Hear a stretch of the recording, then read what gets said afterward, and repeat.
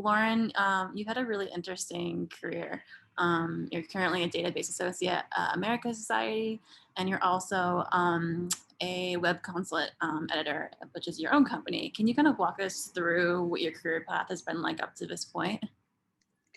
Okay. I've kind of jumped around quite a bit, but I've always kind of really been passionate about learning, and it's like even though I'm a database associate right now, in a way I'm an administrator because we're switching to a Salesforce-based platform, so I'm in the process of getting certified as well. And also outside of that, I've been like a New York City chapter organizer for Write Speak Code. And that's something I'm very passionate about. Awesome. And with that, it sounds like you're in a lot of different communities. So how have you been able to build a network of advocates and supporters in your career, and how has that helped you with your success professionally? Well, funny enough, I feel like a large percentage of it actually came from joining Twitter several years ago because I did not know, but it does have a very vibrant tech community on there. So as I was attending conferences and different networking events in New York City, it would always become this thing where it's like, do we follow each other on Twitter? I think you look kind of familiar, you know? So it's kind of allowed me to keep in touch with people, especially now that we're kind of remote due to the pandemic. Definitely. And were you remote before the pandemic, or has that been a change because of the pandemic? It's been a change due to the pandemic, but I'm actually really loving it. And like, I could do this full time, you know, after the pandemic ends. Awesome. So you've been in tech for a minute now. So what has your experience been like as a woman in tech?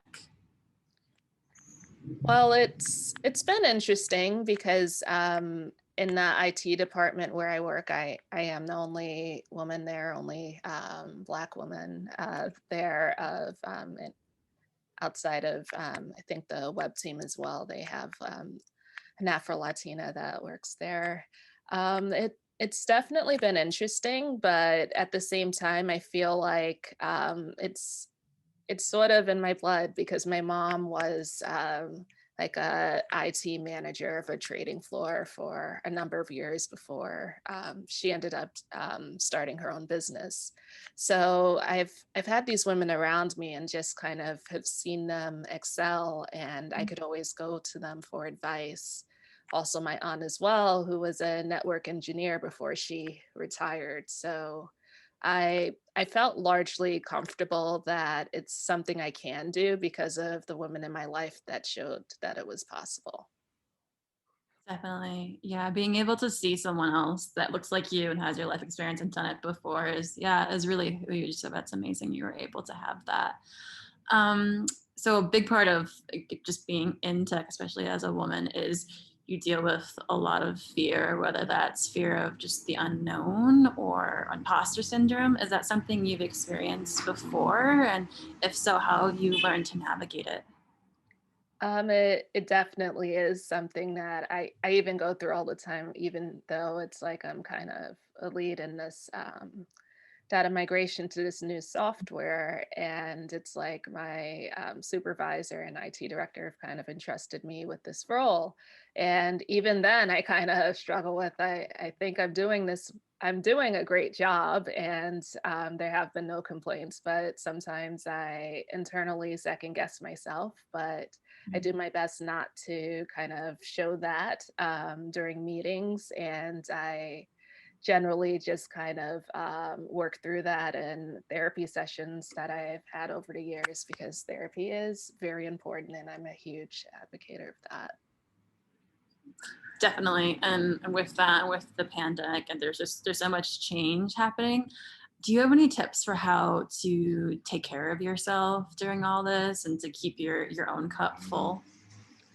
Oh, yes. I was an avid runner and I still go for my runs in the morning when I can if I don't have like an early meeting or something to go to.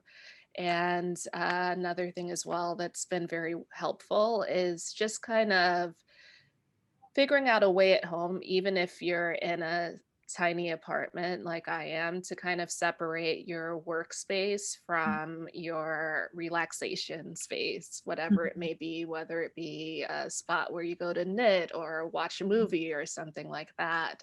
So, what I've ended up doing is there's a small room that I'm in right now, and I'm like, that's my workspace. And that's a space that I say, okay, when I have lunch, I won't eat in there because that's my workspace. So just kind of trying to set these boundaries so that you don't feel like you're 100% in work mode and sort of force yourself to kind of take a breath and step away. So I think it's very important to kind of find that space wherever it may be, even if you're in a small apartment in New York, just to kind of separate yourself from that, even if it's just for an hour or 30 minutes. Definitely. That's really, really great advice. Thank you for sharing that. Is there a woman in tech, whether in history or modern day, that has inspired you?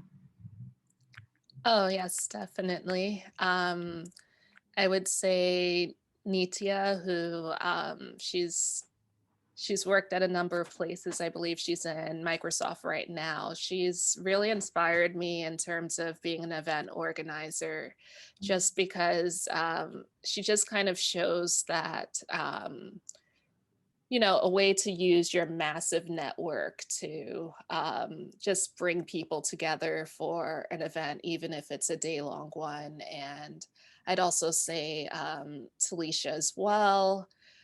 She's been doing amazing work in the tech community also. And I believe she recently was on uh, I think a Forbes women cover for tech, and I was just like, I was so excited to see her face there because I know how much work she's done in the community, and it's just amazing to see where both of them have gone. Definitely. Both really, really great choices. Do you have any other advice for women in tech? I would say that going to events is definitely something I started doing because originally I felt I was somewhat removed from it job wise, working in nonprofits because you often don't meet a lot of women in tech that work at nonprofits in a technical kind of capacity. So I would say just going to these events and talking to people about how they got there because everyone has a very unique story and amazing advice. Or if they don't know the answer for you that may work, they may know someone in their network that says, "Oh, I know someone that has some experience in data science. If that's your career path or where you're looking to go, would you like me to get in touch with that person? I can link you both up." So I I definitely think that it's like whether you're an introvert, which I am, going to these events is definitely the most. Well, I would say you can get the most enriching experience from going to these events and speaking to people there. Definitely. Thank you so much, Lauren. Thank you for your time. This has been really insightful, a lot of great advice. Thank you for being here. Thank you and have a wonderful day.